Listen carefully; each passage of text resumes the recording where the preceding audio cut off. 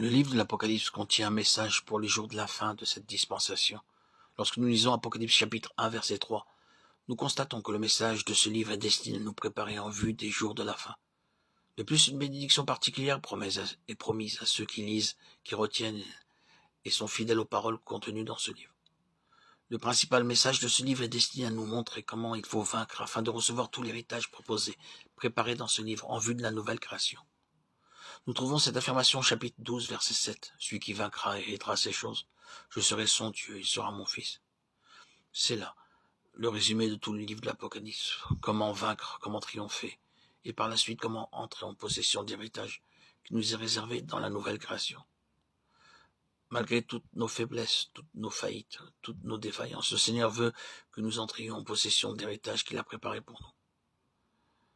Dans les chapitres 2 et 3 de l'Apocalypse, nous trouvons 7 messages adressés aux 7 églises. Ces 7 messages adressés aux 7 églises renferment, pour ainsi dire, en résumé l'historique de l'église, de Dieu. Nous pouvons diviser toute l'histoire de l'église sur la terre en 7 périodes, depuis le moment où le Seigneur est monté au ciel jusqu'au jour où il reviendra pour la seconde fois. Nous pouvons diviser ce temps en 7 périodes distinctes. La première période correspond à l'église d'Éphèse, la seconde à Smyrne, la troisième à Pergame et ainsi de suite, jusqu'à la Odyssée, la 7e période. Nous-mêmes, nous trouvons maintenant engagés dans la dernière période de l'église. Le message adressé à la Odyssée nous présente en quelque sorte l'historique de la dernière période de l'église sur la terre, dans laquelle nous sommes engagés. Bien que dans cette ultime période, celle de la Odyssée, il se trouve une grande prospérité terrestre et matérielle, on y rencontre néanmoins une grande pauvreté spirituelle. Vous voyez comment le Seigneur décrit la situation, l'état spirituel de l'Église dans ces temps de la fin. Je connais tes œuvres, je sais que tu n'es ni froid ni bouillant. Puisses-tu être froid ou bouillant? Ainsi, parce que tu es tiède et que tu n'es ni froid ni bouillant, je te vomirai de ma bouche, parce que tu dis, je n'ai besoin de rien, et parce que tu ne sais pas que tu es malheureux, misérable, pauvre, aveugle et nu. Apocalypse 3, 15, 17. Dans ces quelques versets, le Seigneur décrit l'état spirituel de l'Église dans cette période de la fin. Il dit, tu es malheureux, misérable, pauvre, aveugle et nu.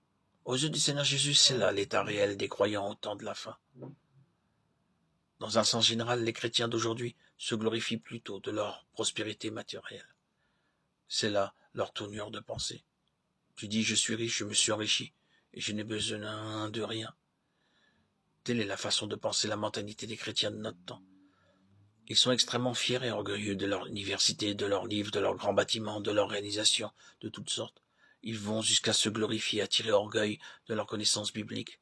Ils tirent orgueil et se glorifient même des grandes sommes d'argent qu'ils utilisent et dépensent pour l'œuvre de Dieu.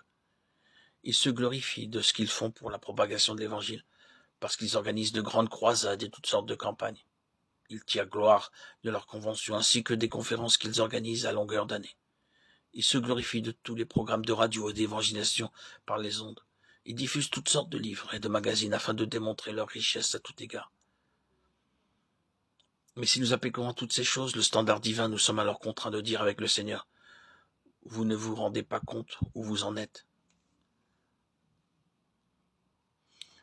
Notre bien-aimé Père Céleste, au nom de notre Seigneur Jésus, notre bien-aimé Sauveur, ramenons cette parole devant toi et prions qu'elle trouve une large place dans nos cœurs. Ce que nous n'avons pu expliquer en raison de notre faiblesse humaine, veuille le Saint-Esprit l'interpréter lui-même dans nos cœurs. Que beaucoup parmi nous voient naître dans leur cœur un puissant désir de triompher pour parvenir à la possession de l'héritage dans le royaume céleste. Nous te remercions pour ton plan céleste selon lequel nous devons être acheminés sur le trône de ta gloire. Aide-nous à acquérir cet or purifié au moyen d'une foi ferme, à avoir un vêtement blanc lavé dans le sang de l'agneau, le sang du Seigneur Jésus. Aide-nous à avoir un collier pour voir les choses clairement, par le fait que nos yeux intérieurs soient éclairés, ouverts, illuminés. Aide-nous à nous repentir rapidement lorsque le Seigneur nous reprend. Aide-nous à avoir une oreille ouverte, sensible pour écouter ta voix.